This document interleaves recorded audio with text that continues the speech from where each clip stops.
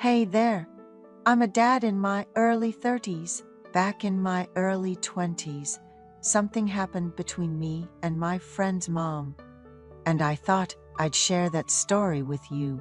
In middle school, I was really close with a buddy of mine, Evan.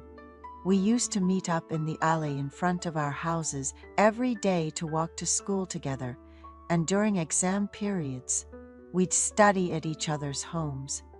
Evan's family was quite well off. His dad was in the import-export business, dealing with large shipments of goods from China. Whenever I visited Evan's place, his mom would jokingly complain about how his dad was always on the phone. His hard work paid off with a good income and frequent business trips. Evan got into a prestigious university, and I also managed to get into a decent one, though not quite as prestigious as his. In college, we organized group dates and were active in joint clubs, meeting up often. Thinking back, I probably spent more time at Evan's house than my own. Evan's mom was stunning, tall, slim, and with a quiet demeanor. It was the first time I'd seen a mom with such height. My own mom was short and a bit on the plump side, taking after my grandfather. Evan's house was filled with exotic souvenirs his dad brought back from abroad. I remember being moved the first time I tried ice wine that his dad had brought home. She doted on Evan, her only son. When Evan was a sophomore in college, he went to the U.S. as an exchange student. He was supposed to be gone for a year, and we had a small going-away party for him. Evan, confident as ever, said he'd be back before we knew it, and asked me to keep his mom company so she wouldn't get lonely. Jokingly, I asked, "Is it cool if I go on dates with your mom?" He laughed and said, "Of course, a handsome guy like you and a beautiful woman like my mom. People would definitely take a second look. I've often been told I have a manly appearance. I'm not particularly tall at 5'9", but I've been popular with the girls thanks to my looks. After classes, I worked part-time at a coffee shop near my house, finishing up around 9 p.m. I'd get a bit of a thrill whenever customers looked at me a bit too long while paying. Evan's mom would sometimes come by the coffee shop where I worked to get takeout. I'd always throw in a cookie or a muffin for her, and she'd light up like a schoolgirl. 2 months after Evan went to the U.S., something happened in their family. My uncle was often abroad for business, where he ended up meeting another woman, and the truth eventually came out. He ended up giving all his assets to my aunt and moved out of the house.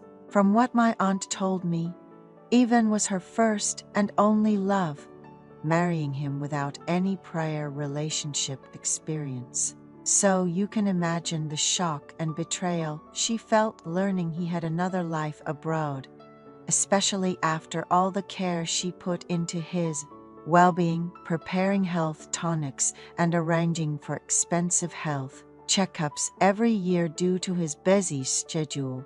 Feeling even lonelier after finalizing their divorce while Evan was still abroad, my aunt shared how she had devoted her life to supporting him, often sacrificing her social life and personal time. She would stay up late, gathering educational materials until Evan came home from his study sessions, believing that as a mother, she couldn't rest until her son had finished studying for the night. She even quietly read in the living room while he studied late into the night. And during his senior year of high school, they hardly watched TV to ensure a quiet study environment. This was a stark contrast to my family's approach, where my mom believed in self-directed learning and had her own responsibilities to attend to. Witnessing the unraveling of my aunt's marriage and the stress it caused her was heart-wrenching. It felt like the years of effort to maintain her family were crumbling before her eyes due to her husband's betrayal. She often sat quietly at the edge of the coffee shop where I work, likely finding it hard to be alone at home. After my shifts, I'd join her for late dinners. Noticing how she had become even thinner, I tried to cheer her up with chocolate cookies, suggesting they might give her some energy, but she would sigh, saying she didn't have the energy to eat or to hate anyone. Evan was unaware of his parents' divorce, focusing on his studies abroad. My aunt planned to wait until his return to break the news, fearing the stress it might cause him. She also suggested we go for drives on the weekends, showing off her impressive driving skills. One time, we drove to the beach where we talked about her life. She shared the pain of losing her parents and her only sister to cancer, expressing how hard it was to cope without family support. I couldn't help but feel deeply sorry for her during those moments. Once, a woman found a popular lipstick brand among women in her 20s dropped in her husband's car and asked him about it. He casually mentioned it might have been left by an accounting employee, although she didn't know much about her husband's business dealings. There was an employee named Miles who had been with the company since its inception. Upon inquiring, Miles revealed the boss was quite popular among the female staff. He often hosted company dinners and offered salaries higher than those in similar positions at other companies. However, he seemed to have a particularly close relationship with the accounting employee. This was further hinted at by the existence of a small room inside the boss's office, which had a bed installed last year. The accounting employee often worked overtime alone, as other employees were sent home. This sparked rumors among the staff, though no one knew the exact nature of their relationship. The woman was furious and at a loss, unsure of how to confront her son, Evan, upon his return home. She wanted to comfort her, as she had always been kind and caring. Do whatever you feel is right. Seek counseling, get some fresh air, and learn something new, she advised, offering her support. Grateful, the woman expressed her appreciation for always being there to listen and spend time with her. They decided to stay out, despite the chilly seaside breeze, hinting at her desire for companionship. They spent the day together, and despite his lack of experience in deep relationships, she welcomed him with a smile and patience. They grew closer, resembling a couple, and she began receiving counseling and participating in programs at the local mental health welfare center, gradually becoming happier. They enjoyed dates whenever possible, and she thanked him for his support during her toughest times, promising to make it up to him in a special way. They tried something challenging that day and were both satisfied with the new experience. She was delighted to have such a relationship with her son's friend, preferring it over calculated meetings through introductions.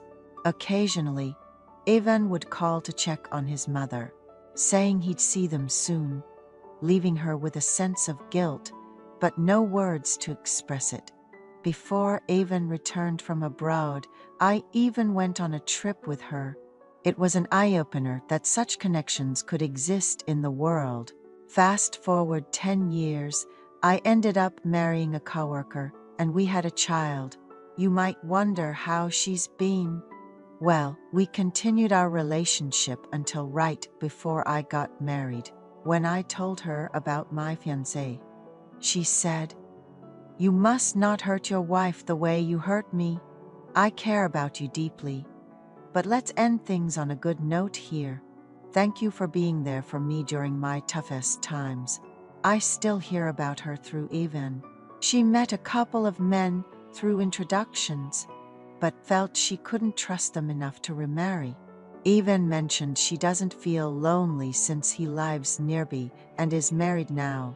I suppose this is where I conclude the secret tale with my best friend's beautiful mother. Thank you for reading my story.